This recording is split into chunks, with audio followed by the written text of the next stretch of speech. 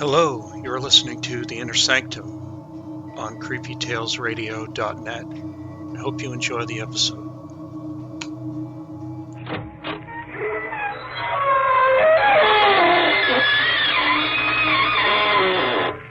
Good evening, friends of the creaking door.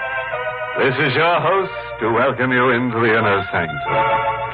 Come on in. Well, let me tell you about the loot we picked up in our family. Mother got a new broom. Yeah, she needed it ever since she wrecked the old one in a forced landing on the roof last month. Uncle William got a fur-lined straitjacket.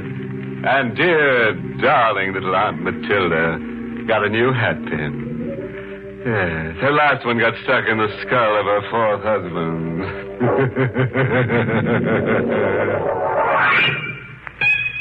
All right. Turn your lights low and your radio up. And remember that all the actors getting killed on this program are being well paid for it. The winter winds moaned around the gabled house like a wandering band of wailing women. As Caroline Giles, puzzled and frightened by something she's seen in the gathering dusk, makes her way into the living room. This is young Mrs. Giles' first night at the family mansion built by her husband's grandfather. Only this morning the attractive bride arrived after a honeymoon trip in Europe. When she enters the huge, shadow-filled room, she notices the servant girl at the window. She's a young girl, the only other person in the house. And Caroline can see that she's scarcely able to control the terror she feels. Mary?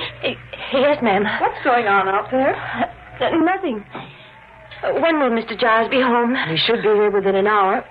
Why are those cars stopping out there? Cars, Mrs. Giles? Oh, really, Mary? You must see them as well as I do. 3 of them stopped within a few minutes. Look, there's another one. Maybe that's Mr. Giles. No, the car isn't coming into the driveway. It's stopping outside. Who are these people, Mary? I don't know. Why should they stop outside? What did they want? I don't know. Oh, Mary. You don't know. There's no reason to become hysterical. Mrs. Giles, come away from the window. But why? You don't know them. Oh, please come away from the window. Mary, why? Now. Oh, I warned you. They're throwing rocks through the window. Get down, Mrs. Giles. Get down on the floor. You'll be hurt. But Mary... Oh, please. Mrs. Giles, just pray that they don't come in here. Just pray that they don't. Wait a minute, Mary. I hear sirens. It's the police. Oh, the police. Oh, thank heavens. They'll make them go away.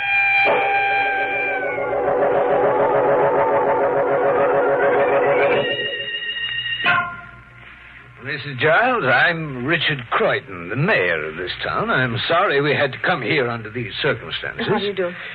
This is John Dent, our local chief of police. Mrs. Giles, I'm very sorry about what happened tonight. The crowd is gone now. I'll do my best to see that it never happens again. I've also come to offer what apologies I can.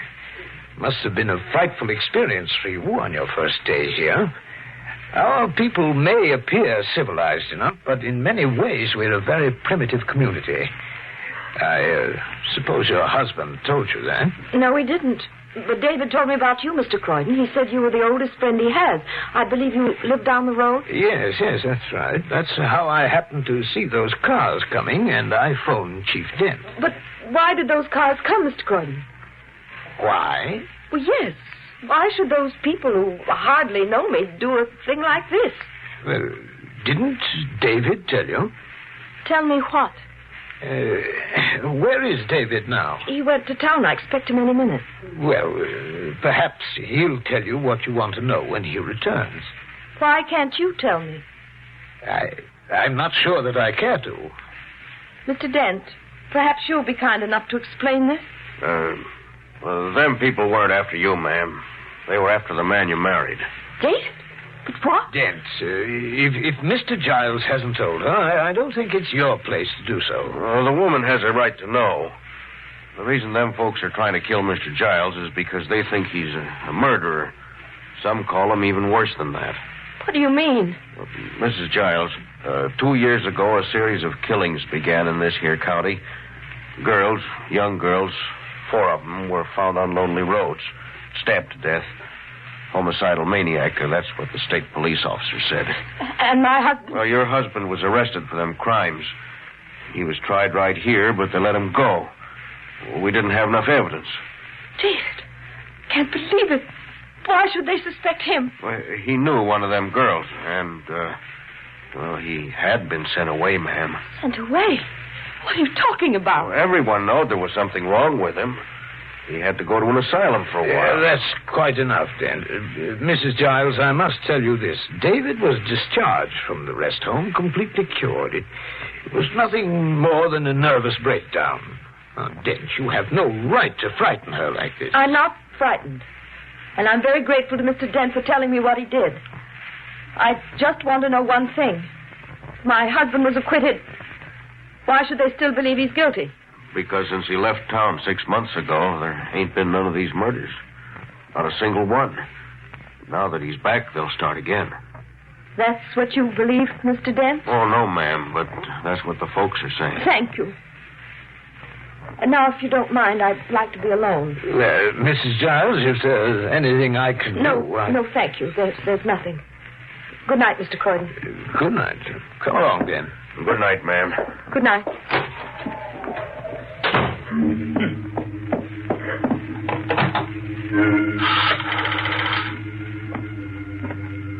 Hello? Operator, will you give me the number of the railroad station, please? No. Never mind, operator. Don't bother. Are you going to leave, Carolyn? David, you heard. Yes. And I heard everything else my very old friend, Mr. Dent, told you. I was behind the other door. Then why didn't you come in? Why ruin their fun? Besides, I was curious to see just what your reaction would be. David, why did they have to tell me? Why couldn't you? You think this was an easy thing to tell to a newly married bride? I would have found out sooner or later. I did plan to tell you, Carolyn, in due time. That's why I ordered Mary not to say anything. Darling, it isn't true. This is all an insane dream, a nightmare. No, Carolyn, it's not a dream, but in many ways it is a nightmare. Were you going to run away from me, Carolyn? Is that why you phoned the station? Yes. Carolyn, if you want to leave me, I can't blame you. I realize it may be asking a little too much of any woman. To be my wife and to live here. Why did you come back here, David? Because I want to prove to them that I'm not what they think I am. And I was hoping you'd help me. I thought maybe you loved me enough for that. Carolyn, I'm terribly sorry it must end this way. I'm not going to leave, David. Carolyn, I hope you understand what you're saying. You may be risking your life by remaining here. I love you, David. I'll risk it. I want you to be certain. Because in the end, I may fail and be put to death. To death? Yes, there are going to be other murders. Other? Don't ask me how I know this, but I'm almost positive that sometime tonight, a girl in or near this community will be killed. Brutally stabbed to death. I'll have to go out tonight and see if I can prevent it. Do you still want to remain? Why are you telling me this? Because I want to know if you really love me or if you said what you did to placate a madman. To quiet a homicidal maniac who may still murder you. Are you going to stay, Carolyn? Yes. I'm going to stay, David.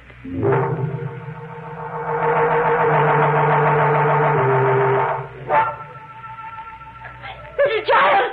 Mrs. Giles, are you coming here? I'm coming, Mary. Oh, Mrs. Giles. There, Mary. Now just try to calm down. I saw them out there. Mary, try to pull yourself together. Tell me what you saw. There was a man out there. A man moving around. Are you sure of it, Mary? I don't see anyone. Well, maybe you can't see him from here, but I saw him from the window of my room. All right. Let's look out the window of your room. I don't want you to think I'm seeing things. I'm not the kind of girl who sees things. I didn't say you were, Mary, but I don't notice anything unusual from your window either.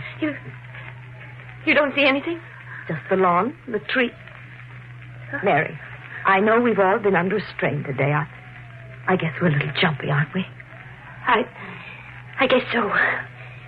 But I wish Mr. Giles were here. I don't like us two being alone. I know, Mary, but it can't be helped. Now, come, dear, I think you'd better go back to bed. But I'm afraid to be alone in here. They can get in through the window. Then we'll close the shutters. Help me, Mary. All right, ma'am. There we are. The outside doors are all closed. Yes, I locked them myself, but Well, still, this is a very old house. They can get in. Well, there's a lock on your door that works quite well. You can lock the door from the inside, and then you'll be as safe as you can possibly be. All right. I'll do that when you go. Very well, Mary. I'll go back to my room. I'm sure you'll sleep now. Good night. I hope so. Good night, Mrs. Giles. Did you lock the door, Mary? Yes, I just did. I'm turning out the light now. I'm sorry I troubled you, Mrs. Giles. Good night. Good night.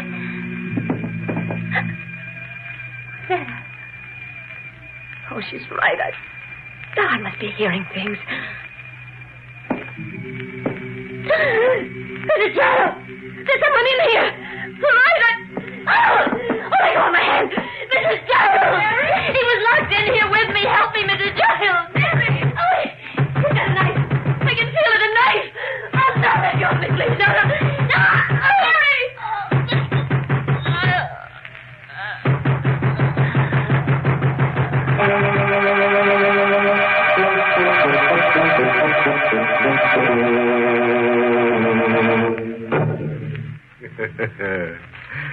Well, friends, this is your host again. You ready to go on with our story of married bliss? I mean bliss. You know, if Caroline had only listened to this program, she'd have realized that it's always a mistake to marry a man who has a weakness for murdering the domestic help. It not only makes house cleaning difficult, but creates a terrible servant problem. That there is one compensation in marrying a homicidal maniac. When you'd call your mate crazy, you'd be so right. Well, let's get on with our story. As you remember, Caroline couldn't break into Mary's room, and now she rushes to the telephone and dials the operator. Hello? Get me the police. Hurry, please. Hello? This is Mrs. Carolyn Giles. Will you please send someone right away? I think there's been a murder. Hang up, Carolyn. Hang up that phone. What's the matter with you? Why didn't you do as I told you? I don't want the police to know about this until we're ready. That room. You just came out of Mary's room. Yes, I saw her. Saw her? You were in there all the time. You were locked in the room with her. You killed her. Carolyn. You murdered her. They're right about you. You murdered her. Carolyn, you're hysterical. No. Stop it now. Stop. I'm sorry I had to do that. Now, you must get a grip on yourself. Yes, David, I'll be all right. I'm all right now. How did you get into her room? I heard screams when I parked the car. The window to her room was open, and I climbed through. I saw her on the bed, and then I unlocked the door and came in here. You found the window open? But I locked it myself. I bolted the shutters. Well, it's open now. When did you bolt the window? A little while ago. The murderer must have been in the room hiding, and she locked herself in. I guess he escaped through the window. Yes. Perhaps that's what happened. You still think I killed her? I don't know what to think anymore. The way you came from her room. I explained that. Yes, I suppose you did. Carolyn, now listen to me. If I killed her, do you think I'd be talking to you now? Here, look. Son. If I'd murdered Mary, the next step would be to kill you. And you see how easy it is for me to do it. Now, Carolyn, you believed in me before. I'm asking you to believe in me again. I don't want the police to know I left this house tonight. Dent's like the rest of them. He hates me. He'd be glad to accuse me of this crime. Now, Carolyn, I want you to say I was home all night with you. And if I don't? I've got this gun, Carolyn. If you let me down, nothing much will matter then. Now, that might be the police, Carolyn. I'm going to open the door. Good evening, Mr. Giles. Good evening, Dent. You got here quickly. Maybe that's because I was kind of expecting to come. Oh, have you been watching my house? I ain't saying. When I got that radio call, I didn't lose any time. Oh, Mrs. Giles, you phoned in something about a murder? Yes, our girl, Mary, she's in there. Oh. Mr. Giles? Are you accusing me of this too, Dent? Well, it's mighty funny, right here in your own home. This time, I can easily prove that I had nothing to do with it. My wife and I were together all night. Is this right, Mrs. Giles? That's right, Mr. Dent.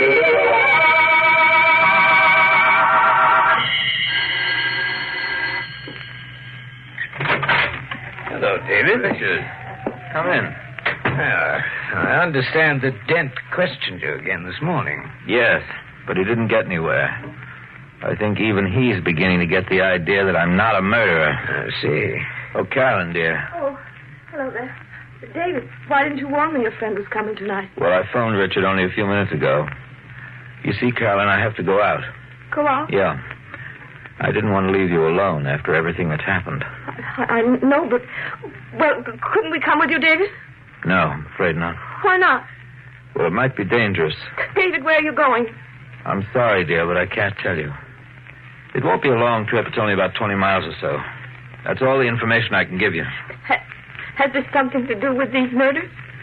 Perhaps. Now, David, I wouldn't advise you to take matters into your own hands. I'm afraid I have to, Richard. You see, the police haven't gotten very far, and my life is at stake. Your life? Isn't it obvious? The people are stirred up about these crimes. Who can tell when one of them may take it into his head to murder me? It's becoming a matter of the killer's life or my own. Furthermore, there's another reason why I must solve this. A reason I can't divulge right now. Why not? Darling, please don't ask me. I think that after tonight, all this will be over. Bye, Richard. Goodbye, Carolyn. Bye.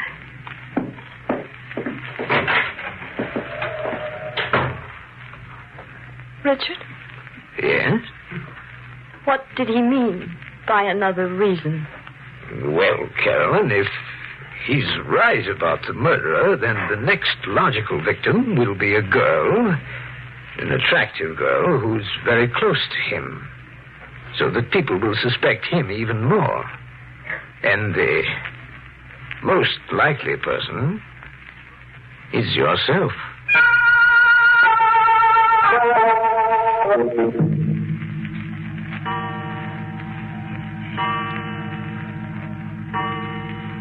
$10 o'clock. Did he tell you how long we'd stay away, Richard? No, he didn't. Shall I deal another round? Oh, that must be David. Hello? David, are you all right, darling? Well, when will you be home? All right, I'll tell Richard. Goodbye. David's on his way home. He'll be here in an hour. Where did he call from? Town called Waverly. He says he knows who the killer is. That's impossible. How do you know?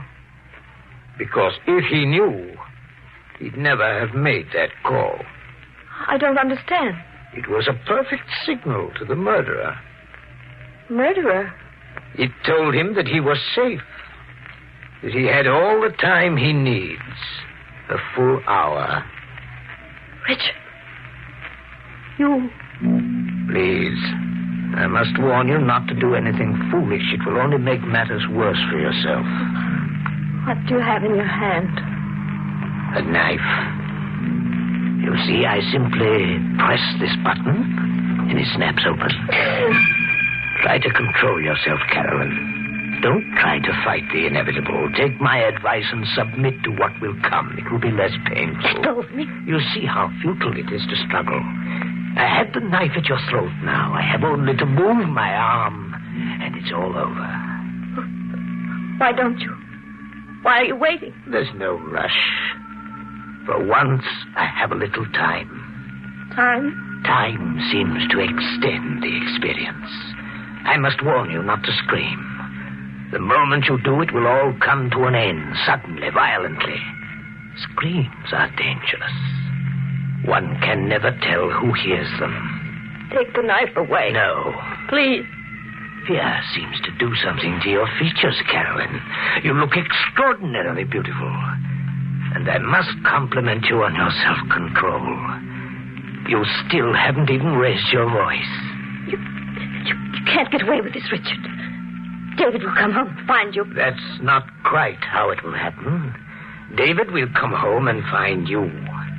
I shall have the rare pleasure of seeing his reaction. And then it will be his turn. You're going to kill him? Yes, it will be a new experience. I've never murdered a man before. It can't possibly work. You'll be caught. I plan to be.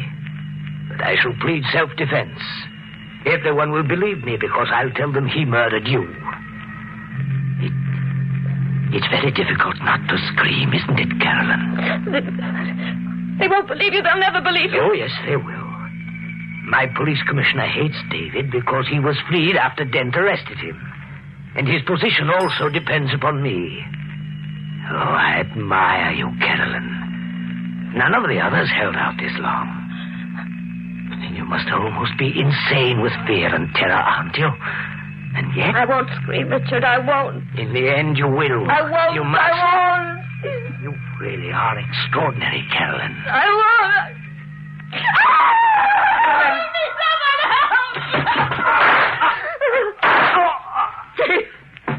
Carolyn.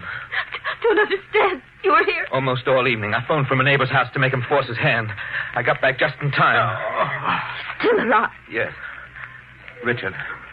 David, did you know? You couldn't have been that clever. I suspected you, Richard, but I wasn't certain until tonight. It was a trap. And Carolyn the bait. All a trick. I'm afraid that's what it was, Richard. Why did you make them think it was me? Why? Because you were a Giles. Always a little too clever. Never quite one of us. But you'll die for this, David. You'll be blamed for this and the other murders. I've left letters accusing you of the crimes. And Dent will believe them.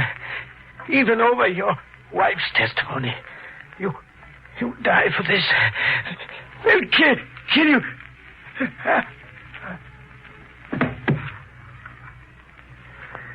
Dead. David, is it true what he said about the letters? Probably. Dent will never believe me. Good evening, Mr. Giles. Dent.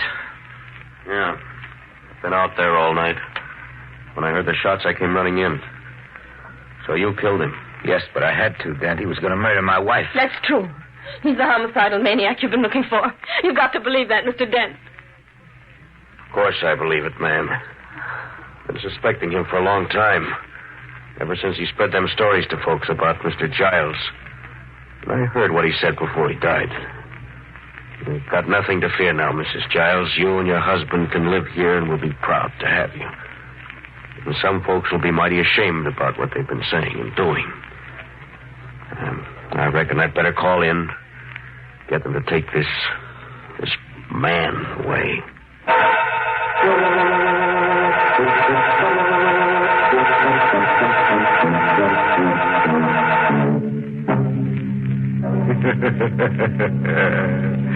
I'll bet you thought David was crazy, but he fooled you, didn't he? As the squirrel said to the walnut tree, you're still not as nutty as people. Now, that brings us to the moral of this story, which is taken from a retired witch who once said, "Why slice your husband's head off when it's so easy to nag him to death?" Oh, here's a little thought to take to bed. Never murder your enemies, because then you'll have no one to hate but yourself.